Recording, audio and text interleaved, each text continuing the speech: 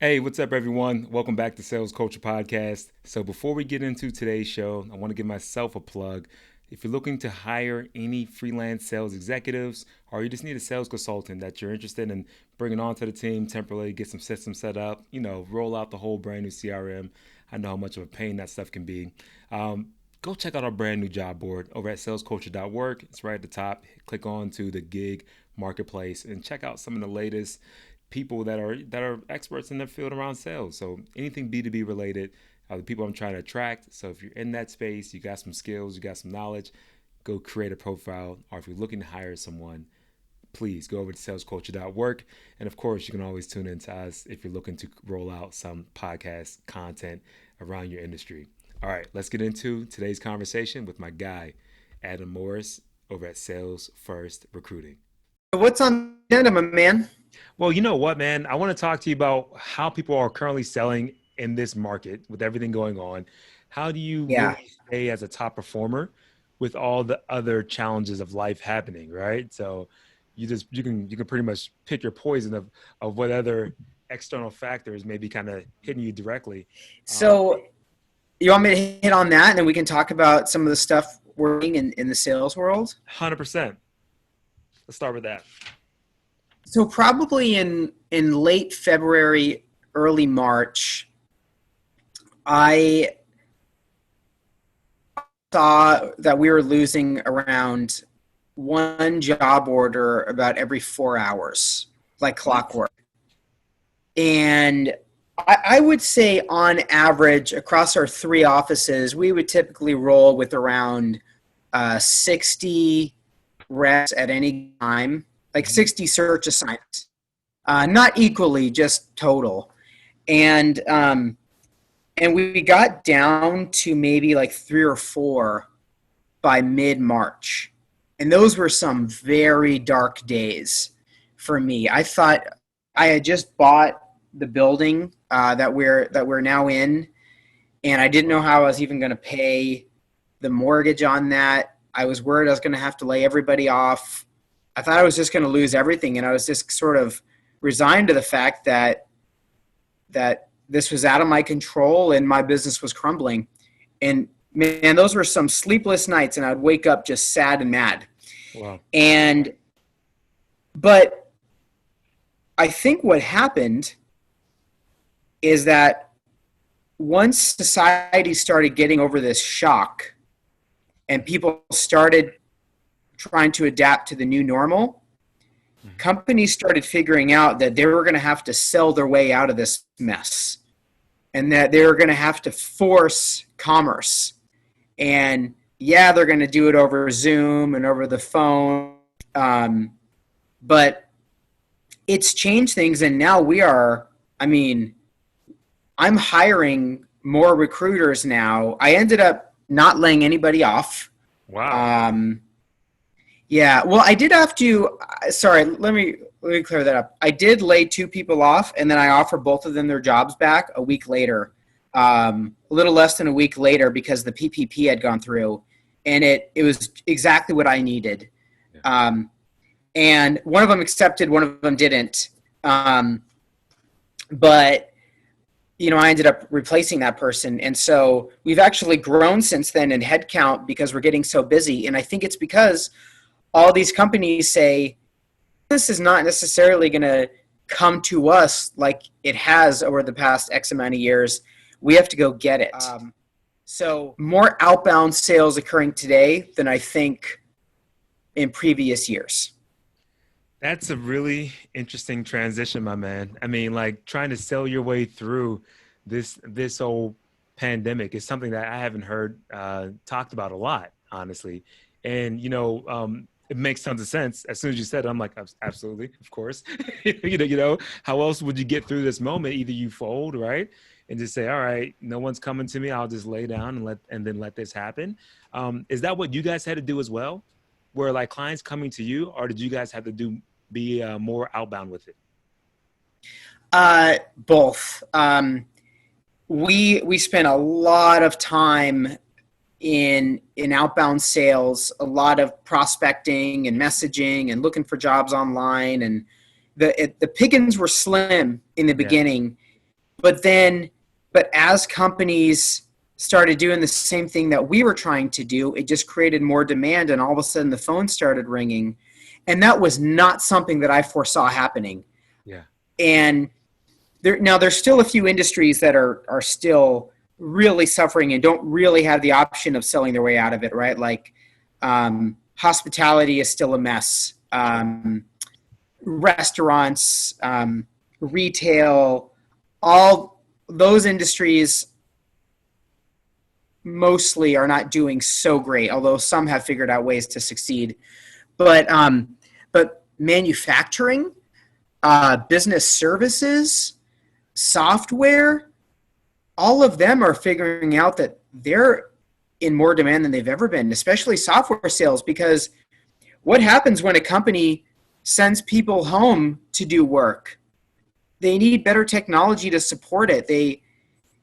Instead of having water cooler talk, you need video conferencing, and you need if you haven't invested in a CRM, or if you hadn't yet, you probably panicked and got yourself one so that you can keep track of all this stuff while you work from home. And then something else crazy happened. Yeah. Companies are hiring people in all sorts of different states. They don't really care about where their workforce comes from now.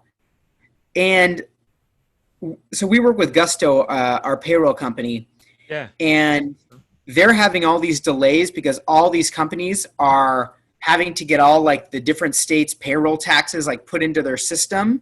And Gusto was like buried because this is happening across the nation. Everyone is trying to figure out how all these other states work for payroll taxes and stuff. I mean, man, it's a new world. If you think about it, it is, 100%. It is definitely a brand new world, man. And, the amount of opportunities that kind of spring up for those that are looking for them, it gets pretty interesting, right? Because I feel like you can easily get into this negative downward funnel of fear and, drama and just. And I was also I was really sort of taken aback by the amount of my fellow recruiters that got let go during this pandemic. And I just saw so many peers and clients go from being really it seemed like it all happened over the course of a month, right? And so I originally created Hiring Stint not only to say, but also help my fellow recruiters get back to work. And we're moving somebody into a full-time sales role for Hiring Stint come January. And we're going to be really, really focused on getting contract recruiters back to work. And they'd be on our payroll, and then they could do a number of different things for clients that don't want to have to pay out individual fees per hire, but instead just pay somebody an hourly rate to recruit for a lot of different positions for them. And that will be more national too. No brainer right there, man. I love that model, Adam. Yeah, I mean, cool. Yeah. Well, and you know what it is too, though? It's the purpose behind it. When you're talking about people that were unemployed, some of your friends, and this is an opportunity for you to kind of help out, and it's a win-win-win. It seems like,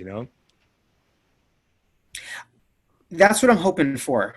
And I mean, it's going to be no matter what. Anytime you start something new and you want it to succeed, like you just have to you have to commit to experiencing a certain amount of pain to see it through. Yeah. And so. It's going to feel good once we succeed and have the same sort of reputation that SalesFirst has, but it's going to be really hard. There's going to be a lot of pain. There's going to be a lot of bumps and bruises along the way. And so we're all sort of preparing for it, because it's going to get tough. But it'll be fun though too. No, 100%, man. I mean, you know what, as we wrap up though, I mean, you have to press in a little bit on that pain a little bit, because I'm a new entrepreneur as well. And going through that painful process, it is this birthing pains that I think every entrepreneur goes through at some point, right? So once you talk about trying to commit, is that a 5-year thing, a 10-year thing, or a 2-week thing for you? I'm just curious, because I'm on okay. I'm in and out. No, amazing question. Yeah, amazing question, because I was with this group of fellow entrepreneurs, and I was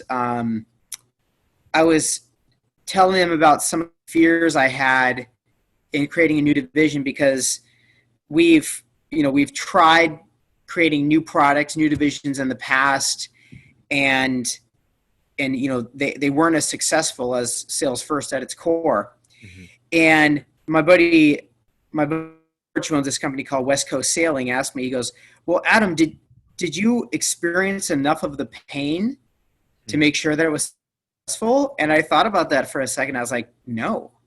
I just hired somebody and I said, do this for us. And I kind of transferred the pain to somebody else.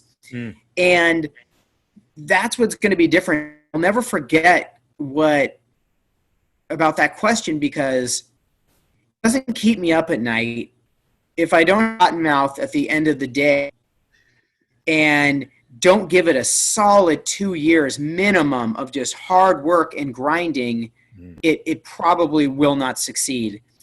And so that would be my question to any fellow entrepreneurs when they want to try something new is, are you willing to experience the pain for X amount of years? Man, I got nothing else to add to that because it's just truth. I'm working on this current project, and I have a business partner, and both of us kind of split it up, but I really dumped on him. I was like, man, he's like, Henry, you can do it, man. Go out there, just, run it. Right. And he's doing his thing. And I'm just like, well, why isn't that doing this? And why isn't that doing that? But he's the one really in it all day long. Right. And I'm the guy that's kind of in the background. And I'm like, all right, I need to get my hands dirty. I can't just dump this on my friend to say, you manage, you handle, you stay up at night, you go have a cotton mouth, as you said, right? I mean, it's something that I think is if it's going to work, it's going to take everyone to kind of be all in, it seems like. So I love that advice, man. Totally. Cool. Well, Adam, man, so please tell the audience how to find you. Tell them about both of your businesses, because I'm assuming now they have two, different looks and two different websites to it. Yeah. So SalesFirstRecruiting.com is our website, and that company focuses on finding sales professionals for our employer clients. And we have offices in Portland, Phoenix, and Denver, and we pretty much cover the entire nation. And Hiring Stint is really focused on really getting many different professionals back to work in a staffing capacity, but really putting a lot of love and attention into getting our friends in recruiting back to work. And so that's just hirestint.com, and we run those out of all of our different offices too. Love that, man. Hirestint.com. Yeah, I love both models, obviously. Me being a straight sales guy, it's always great work with people that have so much experience in the field like yourself, man. So I want to thank you again for coming on to the podcast. I mean, keep up the whole veganism too, man. I mean, it's looking good on you, bro. It's been tough for me to try to pull that off. I might last a couple of weeks, but normally I get burnt out. I start looking for that, a bird or, a brontosaurus again somewhere.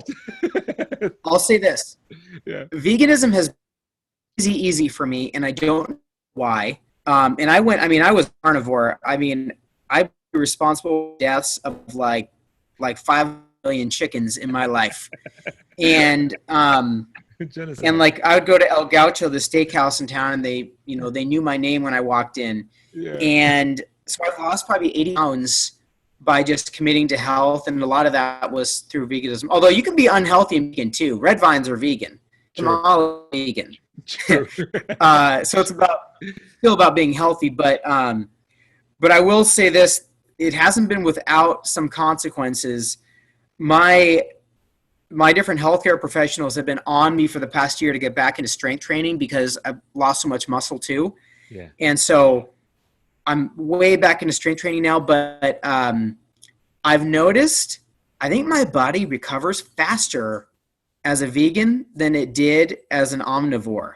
Wow. But I still got a ways to go because I think I lost so much. But no, man. Well, I mean, look, different things hit people differently at different times in their life too, right? So if it's working for you and it feels right, then it's the win, I mean, and then a moment, maybe if it doesn't, then maybe you go back to, Capos, you said? El Gaucho. Yeah. El Gauchos, man. I mean, but I'll take you there when you come back to PDX. Absolutely, man. You know what? One of these days I'll be back. It was always great catching up, Adam. Joe, you rock. Good times.